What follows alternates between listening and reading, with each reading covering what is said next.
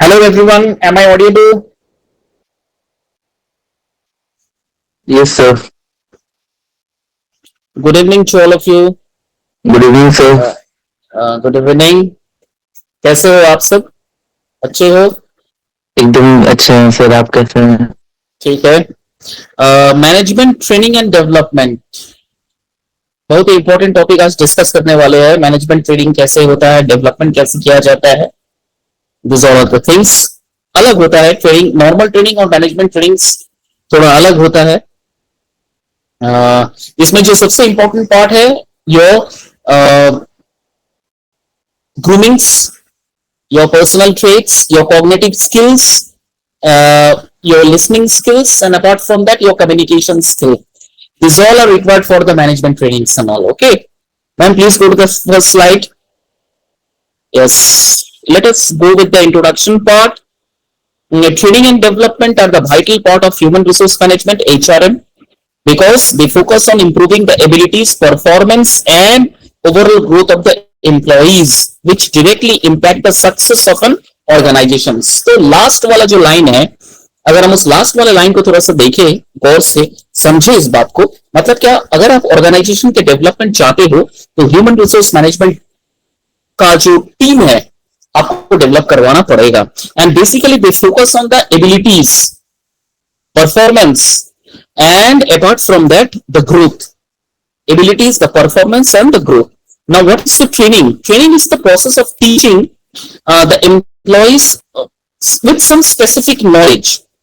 ठीक है, they need to perform their current job effectively, whatever the jobs that has been assigned to you in the organizations, how effectively you are doing that or performing your task inside the organizations, that comes under the teaching part. Okay, now it also helps the employees to learn new skills, new technique, new tools, new methods, so that the organizations will develop and the productions also will develop and the organizations can reach its goal. Okay, that is why training is very much important. Now, what is development? Development focuses on the overall growth of employees for future role and responsibilities. That is for the development. Why? Because it completely focuses on the development and the growth of the employees. ठीक है? Why? Because अगर development होगा employees का, तब ना organizations का development होगा। अगर employees का development नहीं हो पा रहा है, employees अगर skill oriented नहीं हो रहा है, प्रॉपर तरीके से वो ट्रेनिंग्स कंप्लीट नहीं कर पा रहा है, then the organization will never ever can grow, because now it is an artificial intelligence group, it is cloud computing group, new technologies, new skills you need to learn to retain in this sector, to retain in this organizations. इसीलिए ये बताया जा रहा है कि अगर आप इस सेक्टर ऑर्गेनाइजेशंस में स्टैंड होना चाहते हो, सेलिब्रेट होना सॉरी स्टैंड होना चाहते हो, established होना चाहते हो, then you need to learn the skill. And how you can get the skill? Through proper trainings.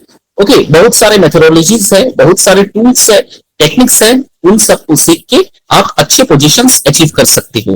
What is the importance of human resource management? Improve performance and reduce turnover. Improvement, अगर performance आपका जबरदस्त होगा तो automatically जो होगा companies का turnover जो होगा वो रिड्यूस होगा। कैसे? बिकॉज एम्प्लॉय जितना learning opportunities and more development होगा तो उतना ही टर्नओवर जो है वो अच्छे स्केल पे रन करेगा। So these are the overall importance of HRM. This is the also the development, also training, and apart from that what is human resource management. ये चारों का जो पॉइंट्स है एक ही स्लाइड में पूरा क्लियर करके बताया गया है। नेक्स्ट स्लाइड मैं कंटिन्यू कर रहा हूं, अगर कोई डाउट रहेगा तो बीच में मुझे टोक दिया करो। क्लियर है? ठीक है, मुझे सिर्फ स्टॉप करवा देना कि sir I couldn't understand this point, please explain once more. ठीक है, तो मैं कंटिन्यू में जा रहा हूं। इंप्रूव्स परफॉर्मेंस इतना हार्ड नहीं है, बहुत इजी है, आप खुद भी एक्सप्लेन कर सकते हो इस चीज को, लेकिन कुछ कुछ पॉइंट्स जो है एक्सप्लेन करना जरूरी है, इसलिए मैं स्लाइड को रीड कर रहा हूं। Importance of human resource management का इंपॉर्टेंस क्या है? इट इंप्रूव द परफॉर्मेंस किसका परफॉर्मेंस? एम्प्लॉइज का परफॉर्मेंस, वर्कर्स का परफॉर्मेंस, सुपरवाइजर का performance. Okay, now reduce turnover. Employee who get learning opportunities are more satisfied and loyal. And for this turnover जो है, जिसके पीछे एम्प्लॉयज के पीछे जो इतने खर्चे करते हैं उनको स्किल सिखाने के लिए, वो कम हो जाएगा. क्यों? कैसा कम होगा? देखो, जो सेमी स्किल्ड वर्कर है या अनएफिशिएंट या इनएफिशिएंट एम्प्लॉइज है, वो अच्छा परफॉर्मेंस नहीं कर पाएगा. अब उसके अकॉर्डिंगली बहुत सारा पैसा हमको उन पे खर्चा करना पड़ेगा.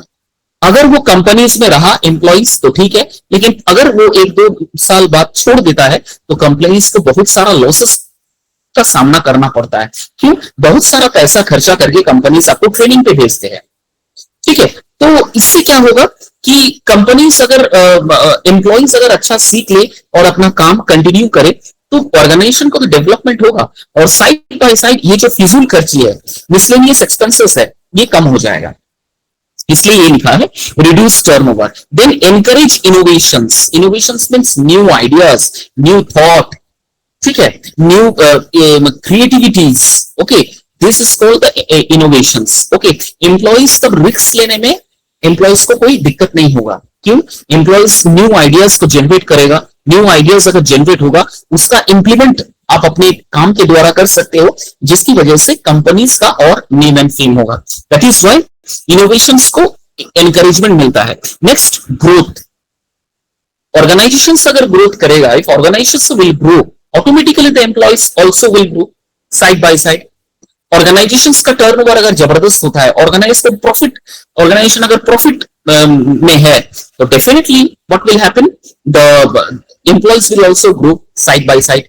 That is why there is very very importance in human resource management. I think you understood. Next slide. What are the aims of training and development? Training and development का aim क्या है? Efficiency among the employees, effectiveness among the employees, and performance among the employees. ये 3 चीज trainings करवाने के बाद employees के अंदर ये डेवलप होता है. एफिशिएंसी आ जाता है, काम करने का एफिशिएंसी उसमें आ जाता है, इफेक्टिव तरीके से वो काम करते हैं. Always try to work effectively. Okay, whatever the work they will going to do, they will going to do fruitful product. They will going to give their 100%. ऐसा नहीं कि 6 घंटा काम कर रहा है, उसका आउटपुट कुछ नहीं निकल रहा है, जीरो आउटपुट है. नहीं, इफेक्टिव तरीके से वो काम कर रहा है, and apart from that performance उसका बेहतर हो जाएगा. इसलिए ट्रेनिंग जरूरत है. Here the detail, improve job performance. आपका जो परफॉर्मेंस है, that will going to enhance. Employees perform their current job more effectively. Employees का जो जॉब है वो इफेक्टिव तरीके से और ग्रोथ करेगा. Reduce errors and increase productivity. जितना कम एरर्स होगा उतना ही प्रोडक्टिविटी बढ़ेगा. ठीक है, एरर्स होने का बहुत डर है. जैसे देखिएगा बहुत सारे मैन्युफैक्चरिंग इंडस्ट्रीज, ओके, वहां पर क्या होगा, गलती की कोई गुंजाइश नहीं होना चाहिए. क्योंकि बहुत सारा ऐसा अगर गलती ज्यादा करेंगे तो बहुत सारा ऐसा प्रोडक्शन है जो लॉस में चला जाएगा, जिसकी वजह से मैन्युफैक्चरिंग इंडस्ट्रीज में गलती की गुंजाइश होना ही नहीं चाहिए. Rarely the employees going to do the mistakes and all. Okay, if they do the mistakes, they with a quick and with impromptly, in a very quick way, they try to rectify the mistake. Okay, and anyhow they come out from the mistakes. That is why productivity manufacturing industries का बढ़ जाता है. ऐसा employees या ऐसा मतलब organisations जहां पर इफेक्टिव तरीके से काम होता है, वहां गलती की गुंजाइश बहुत कम होता है, और इसकी वजह से प्रोडक्शंस जो है लेवल है वो और हाई हो जाता है, और ऑर्गेनाइजेशंस को प्रॉफिट, मुनाफा जो है वो दुगना हो जाता है. Enhance knowledge and skill. Automatically, if you perform well, if you trained well, automatically your knowledge will increase. You can grow simultaneously. Your skill will also increase. And what will happen? You will going to achieve a milestone. आपका appraisal होगा, आपका salary बढ़ेगा, आपको recognitions मिलेगा, awards मिलेगा, rewards मिलेगा. Lot of things are there in the organizations if you perform well. That is why आज के डेट में मेहनत तो चाहिए, लेकिन उसके साइड बाय साइड स्किल भी चाहिए। दोनों अगर साइमल्टेनियसली एक साथ चलेगा, then only the employees can perform, then the organizations can meet up the expectations. Am I clear? Interpersonal skill. What is the meaning of interpersonal skill? This personality that you have in yourself. Each and every individual have some personal trait in themselves. जैसे किसी का listening power बहुत अच्छा है, किसी का communication skill बहुत अच्छा है, कोई बहुत ज्यादा ओबीडियंस है, बहुत ज्यादा पंक्चुअल है, जिसको बहुत काम करने में अच्छा लगता है, काम में मन लगता है, 100% एफर्ट देता है, ये सब पर्सनल ट्रेट है या फिर इंटरपर्सनल स्किल है। जिस किसी एम्प्लॉइज के अंदर ये सारे खूबियां मौजूद है, उसको दुनिया की कोई ताकत रोक नहीं सकता है ग्रोथ करने में, डेवलप होने में।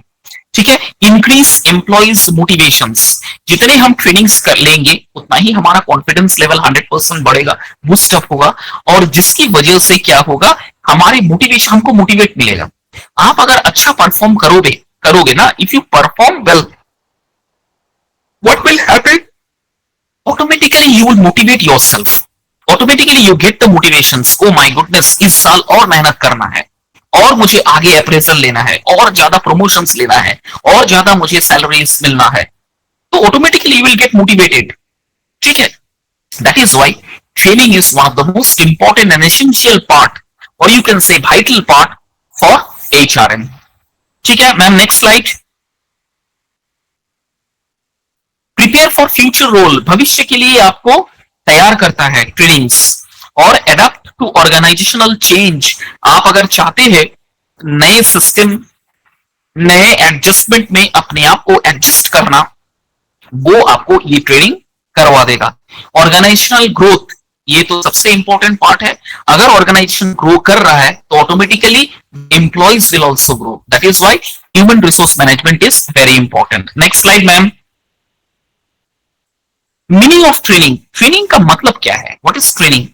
ये एक सिस्टमेटिक प्रोसेस है जहां नॉलेज को इंप्रूव किया जाता है और काम को, स्किल को इंप्रूव किया जाता है, बेसिकली उन सब जॉब के लिए जो सब जॉब्स क्रिटिकल होता है ना। आप अगर हॉस्पिटल में, जो भी हॉस्पिटल्स में critical care centre, ICU, intensive care या फिर क्रिटिकल सेंटर्स, एक हॉस्पिटल का अलग डिपार्टमेंट है, अलग विंग है। आप देखिएगा यहां पर जितने भी नर्स एंड डॉक्टर्स है, अटेंडर्स है, they are well trained, well educated, they are being properly given trainings। क्यों? जब डॉक्टर्स इंटेंसिव केयर यूनिट में या ऑपरेशन थिएटर्स में कुछ ऑपरेशंस करते हैं, they need efficient nurses, the doctors need efficient attenders. क्योंकि आपको इशारा से बात करना पड़ेगा ना। The doctors will talk whisperingly, sign language. Through the sign language, the nurse or the attenders has to understand what doctor trying to say. So keeping all this in mind, the nurses and doctors or the attenders are being given special trainings. Those who are working in critical care or intensive care unit or in operation theaters. Am I clear? So कभी कुछ specific job के लिए जब आपको knowledge दिया जाता है, जब आपको सिस्टमेटिक तरीके से, वेल स्ट्रक्चर तरीके से आप तैयार किया जाता है, that is called training. Am I clear? Clear है अब तक जो मैंने पढ़ा है? क्लियर है? Next slide ma'am. पर्पस क्या है? The main purpose of the training to improve the efficiency, improve the performance of employees. क्यों? ताकि एम्प्लॉइज कम से कम मिस्टेक्स करें, कम से कम मिस्टेक्स करें। ठीक है, क्योंकि प्रोडक्शन या मैन्युफैक्चरिंग में ये देखा जाता है कि जितना कम अगर आप रिसोर्सेस वेस्टेज कर रहे हो, वो ऑर्गेनाइजेशन आगे बढ़ता है। क्योंकि ट्रेनिंग्स का एक और मतलब होता है कि ऑर्गेनाइजेशंस का जो रिसोर्स है वो कितने अच्छे तरीके से आप एलोकेट कर पा रहे हो, यूटिलाइजेशन कर पा रहे हो, उसमें एक पार्ट ट्रेनिंग्स है। अगर कोई एम्प्लॉइज ट्रेनिंग के बाद भी गलतियां कर रहा है, इसका मतलब क्या है, वो ट्रेनिंग्स जो लिया है वो प्रॉपर तरीके से ट्रेनिंग लिया नहीं है, जिसकी वजह से कंपनी को हो सकता है बिग लॉस का सामना फेस करना पड़े। दैट इज वाई जो ट्रेनिंग्स का जो मेन पर्पस या इंटेंशंस एक ही होता है, एफिशिएंट बनाना, अपने एम्प्लॉइज को एफिशिएंट बनाना, ताकि वो कम से कम गलतियां किसी भी ऑर्गेनाइजेशंस में जहां वो काम कर रहे हैं वहां कम से कम गलतियां वो करें। Am I clear? This is the purpose of a training. Next slide. What is the focus on training? सबसे पहले फोकस किया जाता है दो तरह से, short term and job oriented. These are the two areas the trainers focus on. What is the meaning of short term? Short term means they are designed to meet up immediate job. देखिएगा, कभी आपने call centre वगैरह में jobs कोई किया है? Have you ever worked in call centers and all? जहां पर कॉलिंग्स किया जाता है, इनवॉइस कॉलिंग, आउटसोर्सिंग किया जाता है। आप कभी ऐसी इस जगह पर जाइएगा तो देखिएगा वहां पर जितने भी फ्रेशर्स हैं उनको तुरंत अपने टीम लीडर्स के अंडर में भेज दिया जाता है, और विद इन और 2 और 1 डेज उनको टीम लीडर्स उनको तैयार कर लेते हैं और तुरंत काम पे बिठा देते हैं, वेस्ट नहीं करता है टाइम। क्यों? क्योंकि वो जो कंपनी है और जहां उसको बैठ के काम करना है वो इमीडिएट रिजल्ट उस कंपनी को चाहिए। तो ये इमीडिएट परफॉर्मेंस उसको चाहिए, इमीडिएट उनको ये सब कुछ चीजें चाहिए, जिसकी वजह से क्या होता है, उनका जो ट्रेनिंग्स होता है वो शॉर्ट टर्म ट्रेनिंग होता है, एकदम हल्का तैयार करके उसको बिठा देना, किसी तरह से चेयर में बिठा देना। गलती वो करेगा लेकिन गलती करने के लिए वो माफ है, बिकॉज उनको पता है कि इनका जो ट्रेनिंग्स हुआ है वो very stipulated and normal time या वेरी शॉर्ट टाइम में किया गया है, तो गलती की गुंजाइश है। गलती अगर करेंगे तो उसको बार बार सिखा दिया जाएगा, ठीक है। और ये हो गया short term job oriented basis. सब जॉब के लिए नहीं होता है, कुछ कुछ जॉब्स के लिए इस तरह का ट्रेनिंग्स प्रोवाइड किया जाता है। And another one, the focus is on developing skill that help employees perform their current role better, rather than preparing them for the future responsibilities. वो होता है job oriented. Why the job oriented? Basically focus on training, because they focus on training. Why? Because they will going to develop the skills. The employees who are in a current role, they can better prepare themselves for the future.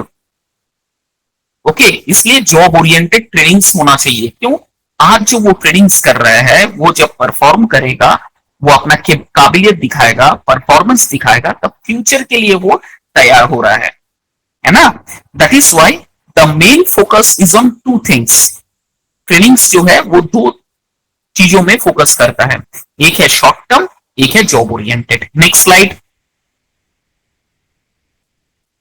Development. What's the meaning of development? It is a long process and it is the overall growth. Development का अगर मैं एक word में आपको बताऊं तो long term ये गोल होता है, ये लॉन्ग टर्म होता है एक, और ये ओवरऑल ग्रोथ, मतलब एक पार्ट नहीं पूरा पार्ट लेके डेवलपमेंट होता है।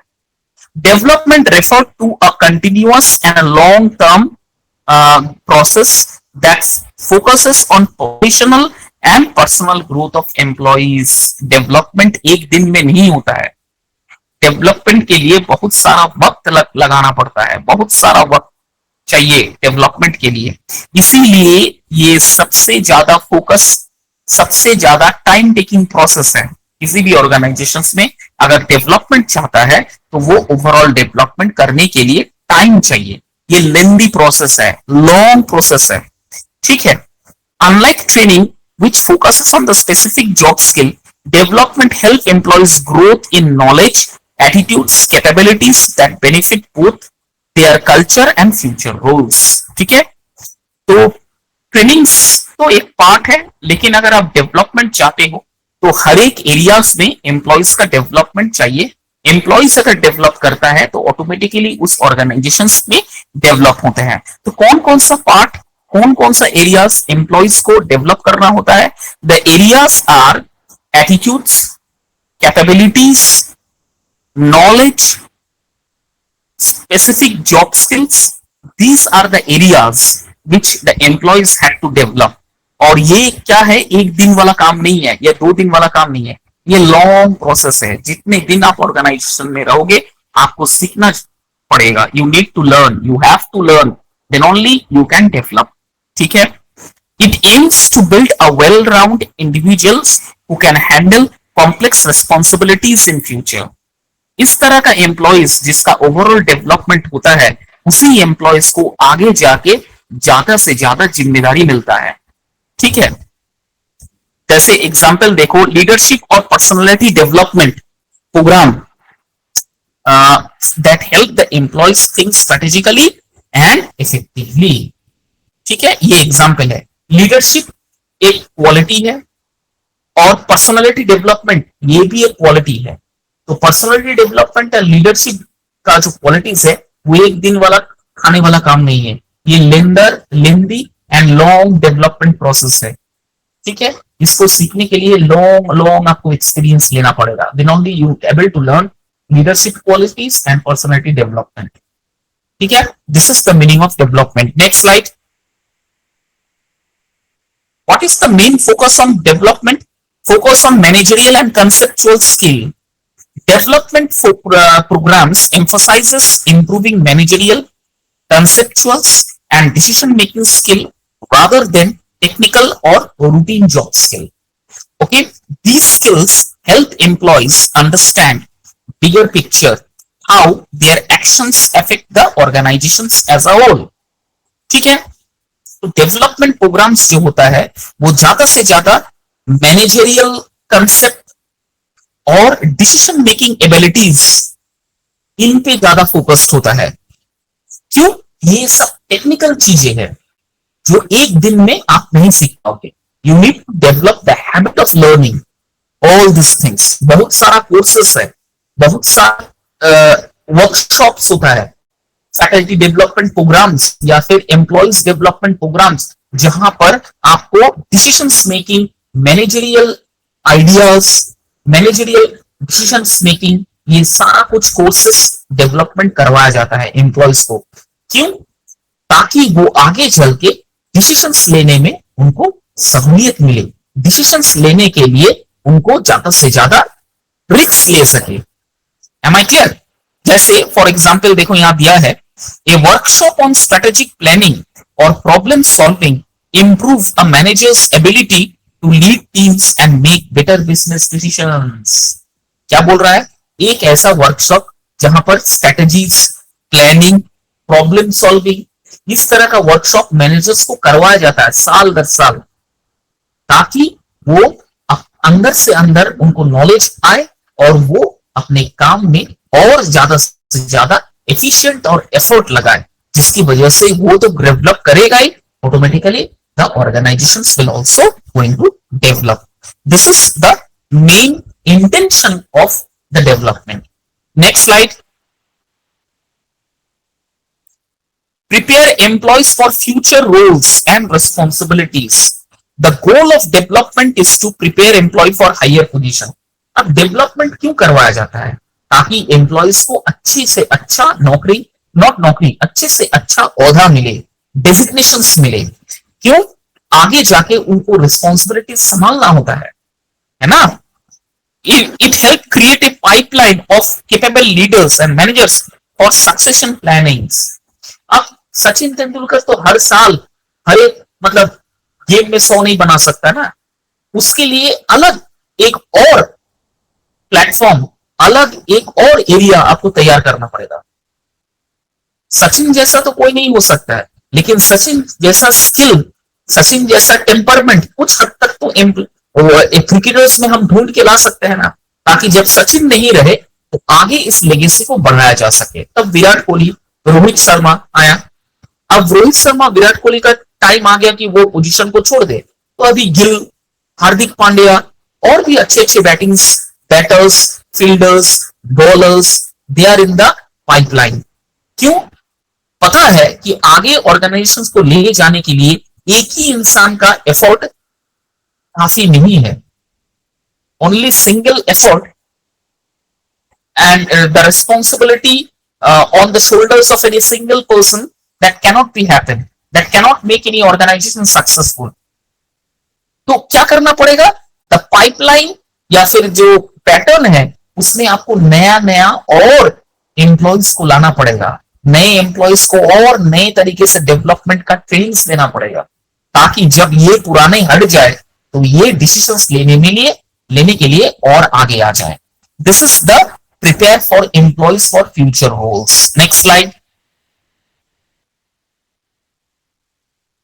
Next slide, ma'am. What are the objectives of training and development?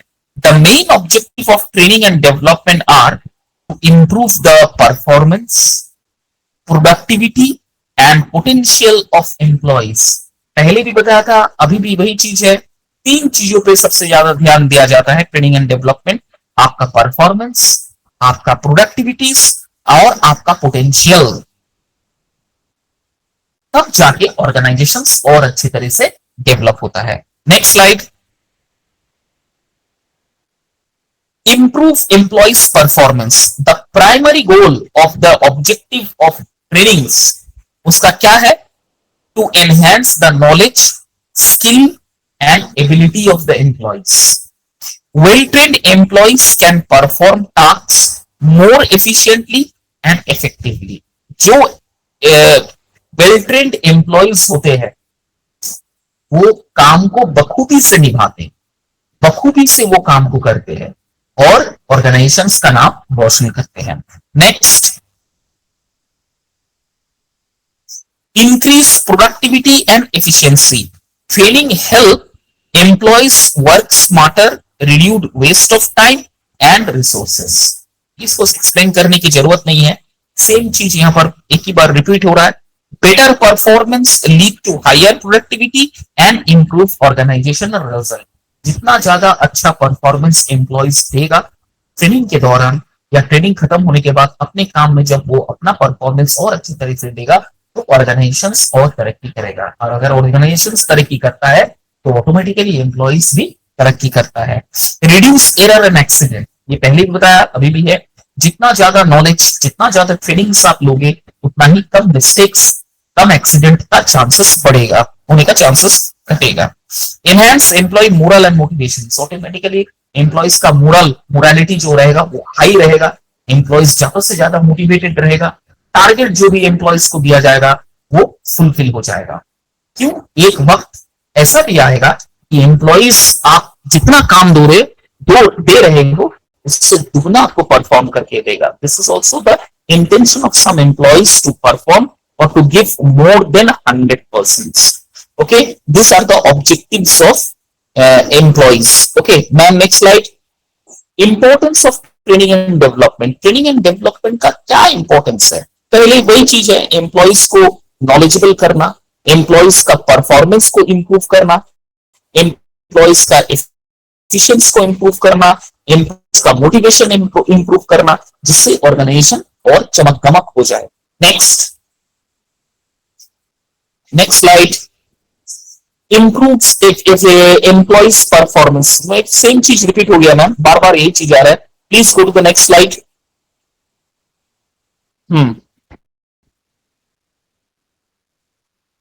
Okay, increase productivity. अब ऑर्गेनाइजेशंस की तरफ से क्या हो सकता है फायदा? ये तो एम्प्लॉइज हुआ. ऑर्गेनाइजेशंस का क्या होगा? प्रोडक्टिविटी इंप्रूव हो जाएगा, प्रोडक्शन मैन्युफैक्चरिंग जो है वो ज्यादा से ज्यादा इंप्रूव होएगा. और क्या होगा? एम्प्लॉइज का मोरल हाई हो जाएगा, मोटिवेटेड रहेगा एम्प्लॉइज और कोशिश करेगा परफॉर्मेंस और ज्यादा से ज्यादा दे सके. हाँ, रिड्यूस एम्प्लॉइज टर्नओवर. एम्प्लॉइज कम से कम ऑर्गेनाइजेशन को छोड़ के दूसरे ऑर्गेनाइजेशन में जाएगा तो एम्प्लॉइज टर्नओवर जो झंझट है वो फिर खत्म हो जाएगा. एम्प्लॉइज को अगर पता है कि मेरा यहाँ पर लाइफ है, I can stay here, I have the life in the organizations. If I work here, if I give my 100% in this organizations, automatically I will grow myself. I can have that capabilities to show off my skill. Automatically my employability will be on a high scale, rated on a high scale. ठीक है, ये employees का एक विचार, अगर इस तरह का विचार हर एक एम्प्लॉयज में आ जाएगा तो एम्प्लॉयज ऑर्गेनाइजेशन छोड़ के कभी जाएगा कि नहीं। They will never ever going to leave any organizations if they have this type of perception in their mind. ठीक है, promote organizational growth, ऑर्गेनाइजेशंस का जो ग्रोथ है वो भी प्रोमोट हो जाएगा। क्यों? जब भी कोई नए एम्प्लॉइज ऑर्गेनाइजेशन में काम करने आएगा तो पुराने एम्प्लॉइज को देख के लगेगा भाई इतने सालों से ये काम कर रहा है, तो उसके मन में भी एक मोटिवेशन आ जाएगा, उसका भी मोरल हाई रहेगा कि मैं भी तब इतना यहाँ परफॉर्म अच्छा करूं। हो सकता है इतने सारे जितने पुराने एम्प्लॉइज यहाँ पर काम कर रहे हैं, they are working for many years, 15, 20 years, 25 years. इसका मतलब क्या है, ऑर्गेनाइजेशन बहुत अच्छा है, पेमेंट अच्छा करता है, अप्रेजल, बोनस वगैरह सब कुछ है, यहाँ पर फैसिलिटीज है, तो मैं ऑर्गेनाइजेशन छोड़ के नहीं जाऊंगा। ये इंटेंशन रहता है फ्रेशर एम्प्लॉइज के लिए।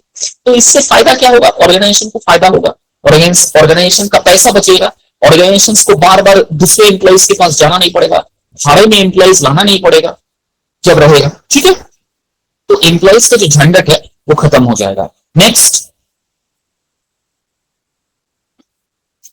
Slide ma'am. What are the methods of training? Methods of training are on-job training and off-the-job training. On-job training means the trainings which are given, online trainings, as I am taking the classes, online classes. Okay, that is on-job online trainings. And off-job trainings means the trainings which are conducted in any workshop, in any other cities, in any other companies, in any other organizations which have been conducted through offline, जहां पर virtually नहीं, manually आपको trainer आपको सिखाएंगे कुछ। That is off job campus या on job campus, जहां आपको वर्चुअली ट्रेनर्स आपको ट्रेनिंग देंगे। These are the two methods of doing trainings. Okay, trainings methods are the techniques और approaches used to develop employees knowledge and skill. वही चीज है same. ठीक है, ट्रेनिंग्स क्यों जरूरत है, ताकि आपका स्किल, आपका नॉलेज, आपका थॉट प्रोसेस, आपका स्किल को और ज्यादा से ज्यादा धारदार बनाया जाए, ताकि आप ऑर्गेनाइजेशंस में रहते हुए और अच्छे तरह से काम कर सके। This is the methods of training. ठीक है, तो हमेशा याद रखना, there are two classified on job trainings, classified type of trainings are there. Number one is on the job trainings which have been conducted through online, and another one is of the job trainings which are conducted manually inside workshop or inside any organizations. Next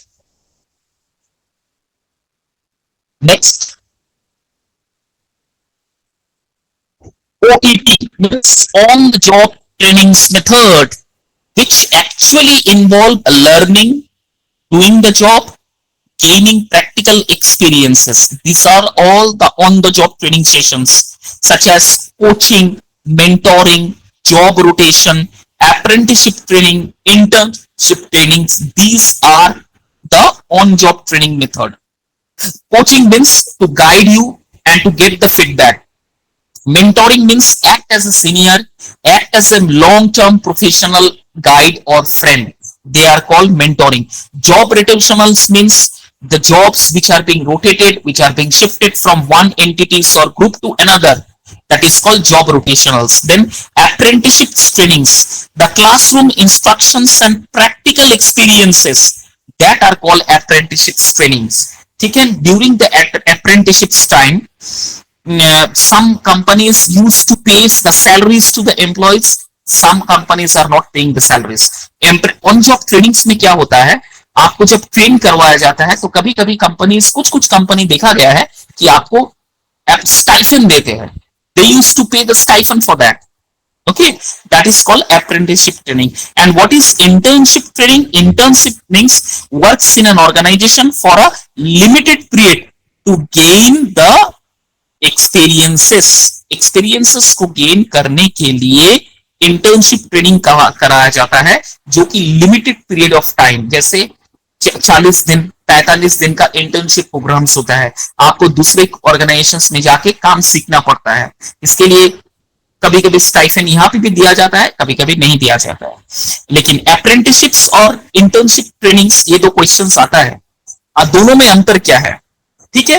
तो apprenticeship trainings the combination of classroom instruction and practical experience. यहां पर classroom का भी teaching experience आपको दिया जाता है and apart from that practically जो आप क्लासरूम में सीखे हो उसका प्रैक्टिकल भी करवाया जाता है। इस तरह का ट्रेनिंग को अप्रेंटिसशिप ट्रेनिंग कहा जाता है। और इंटर्नशिप ट्रेनिंग किसे कहते हैं, जहां एम्प्लॉयज ऑर्गेनाइजेशंस में लिमिटेड पीरियड ऑफ टाइम में के लिए ट्रेनिंग्स लेता है, that are called internship trainings, अपना एक्सपीरियंस को बढ़ाने के लिए। So these are called on job trainings या OJT. Next,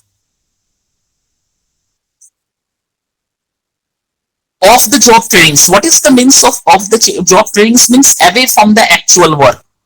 You are being away from the actual work. जैसे लेक्चर हुआ, सेमिनार हुआ, ठीक है, these conferences हुआ, केस स्टडीज हुआ, रोल प्ले हुआ, सिमुलेशंस हुआ, वर्कशॉप एंड सेमिनार हुआ, ये सब of the job trainings method है। जैसे केस स्टडीज या फिर लेक्चर, कॉन्फ्रेंसेस, आप तो जानते हो लेक्चर देना या कॉन्फ्रेंस मीटिंग हॉल में कॉन्फ्रेंस कंडक्ट करवाना, किसी भी टॉपिक पे बोलना, that is called off job campus.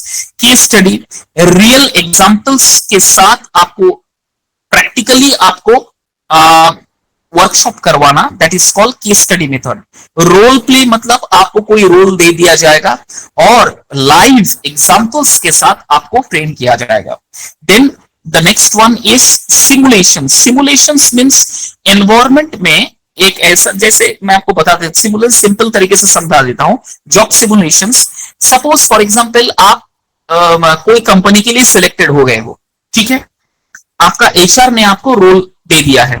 अब जिस पहला दिन आप ऑफिस गए, ठीक है, वहां आप बीइंग अ फ्रेशर, आप कोई भी मशीनरी इक्विपमेंट्स आपको चलाने का कोई नॉलेज नहीं है, ठीक है। On the basis of your communication skill, on the basis of your means credibilities, they feel that if I train this boy, then definitely he can be a very good employees in my company. इस basis पे आपका selection हो गया। लेकिन पहला दिन जब आप ऑफिस जाइएगा या कंपनीज में जाइएगा, आपको तो काम आता नहीं है, आप क्या काम जानते हो, आप जानते ही नहीं हो कोई मशीन चलाना। तो जॉब सिमुलेशंस क्या करेगा, आपको डिफरेंट डिफरेंट काम आपसे करवाएगा। जाइए ईमेल कीजिए, जाइए डेस्क जॉब कीजिए, जाइए थोड़ा सा फ्रंट ऑफिस में जाके बैठिए, जाइए आज थोड़ा सा उसके साथ काम कीजिए। ये डिफरेंट डिफरेंट जगह आपको दोहराया जाएगा। 6 महीना प्रोविजन पीरियड कंप्लीट होने के बाद एचआर आपको फिक्स्ड जगह प्रदान करेगा जहां से आप काम करोगे। This type of work is called job simulations.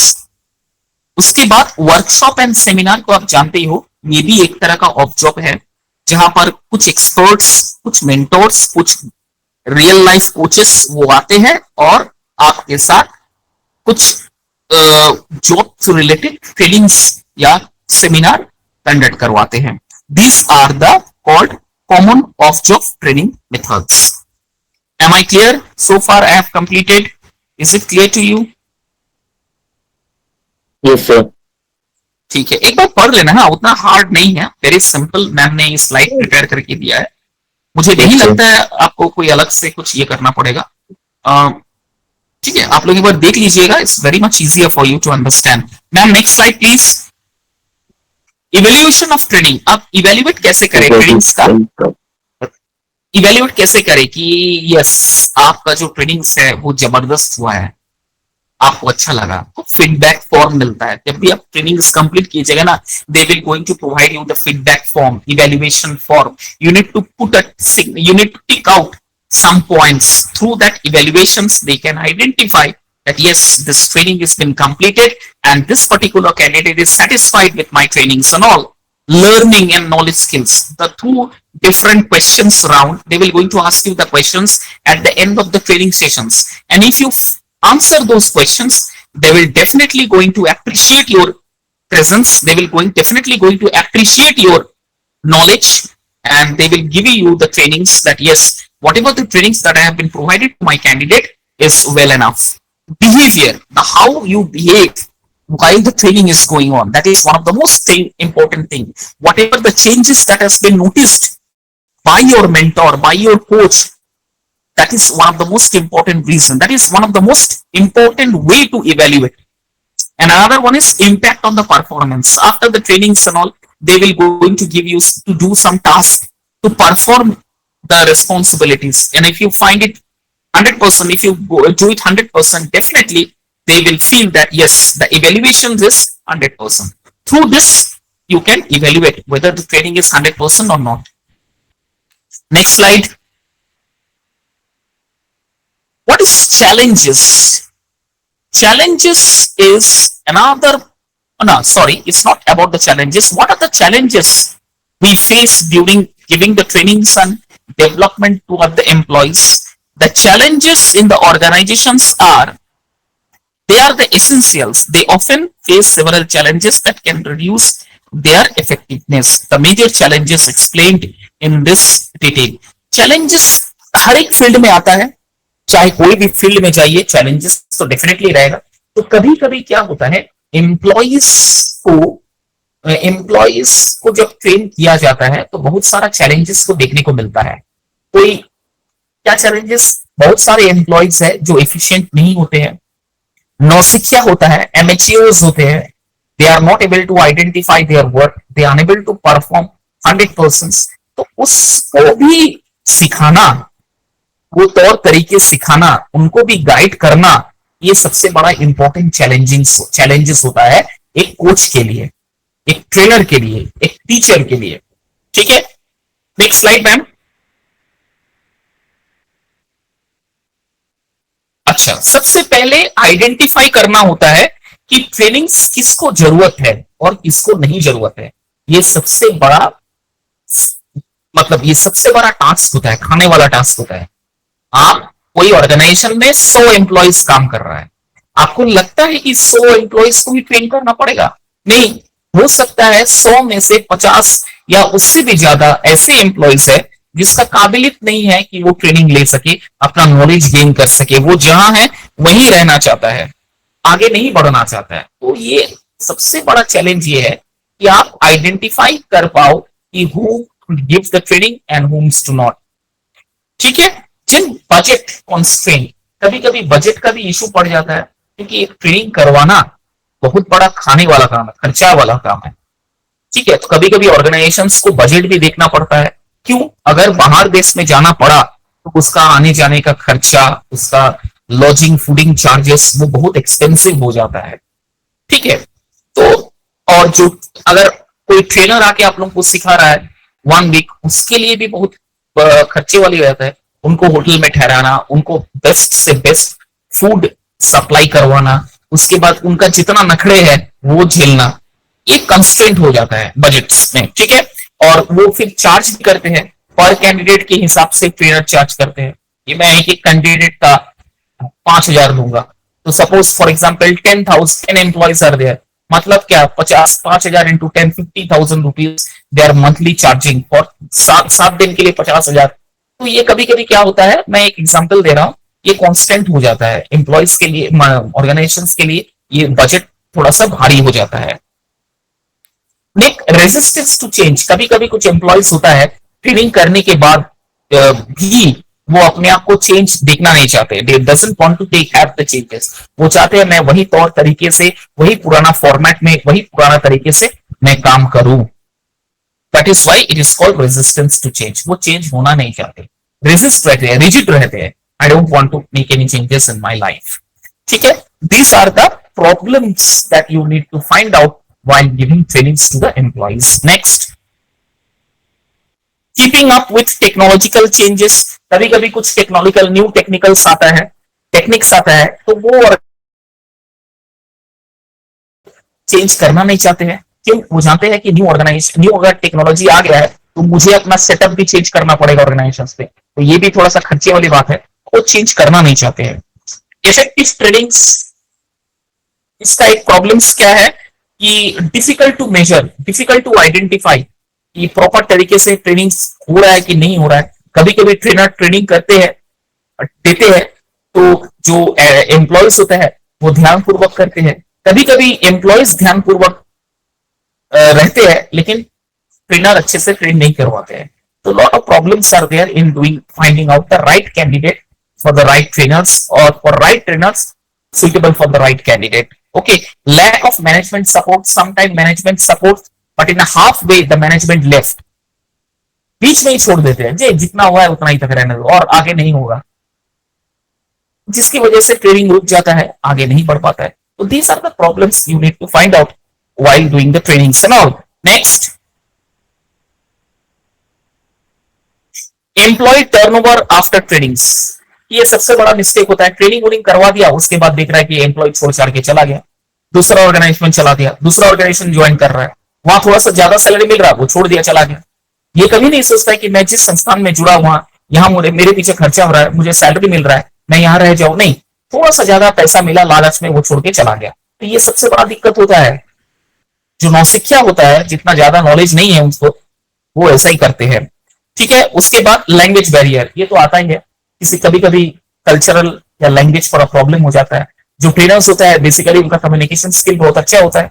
कुछ जो एम्प्लॉयज होता है उनका कम्युनिकेशन स्किल अच्छा है, लेकिन कुछ एम्प्लॉयज का है जिसका कम्युनिकेशन स्किल अच्छा नहीं है. लैंग्वेज का प्रॉब्लम है. इंग्लिश में, हिंदी में, इंग्लिश में तो समझ में नहीं आता है, हिंदी तो खुदा ना खास्ता हिंदी में भी ठीक ठाक समझ में नहीं आता. अब देखिएगा, जैसे हो गया मुर्मू, उसके बाद आप कुछ ऐसे एक कास्ट को ले लीजिए, मुर्मू हुआ, फिर माझी हुआ, फिर इस तरह का कुछ जो कल्चरल वाला है आदमी है, जो देहाती है, गांव वाला है, आप उनको अगर इंग्लिश में कुछ बोलने के लिए जाइएगा, समझाने के लिए जाइएगा, they will hardly going to understand, they will hardly going to response. Why? Because they have a problem in learning English and all. Sometimes they are also having a problem in proper Hindi. वो proper Hindi भी नहीं बोल सकते हैं, ये जो मैंने अभी बताया. तो जिसकी वजह से क्या होता है, ट्रेनिंग्स रुक जाता है, या ट्रेनिंग्स इनकम्प्लीट रह जाता है, या प्रॉपर तरीके से ट्रेनिंग दे नहीं पाते. These are the problems you are going to face. Now next. So here we comes to the end of this training sessions, management trainings and all. So I think there is no doubt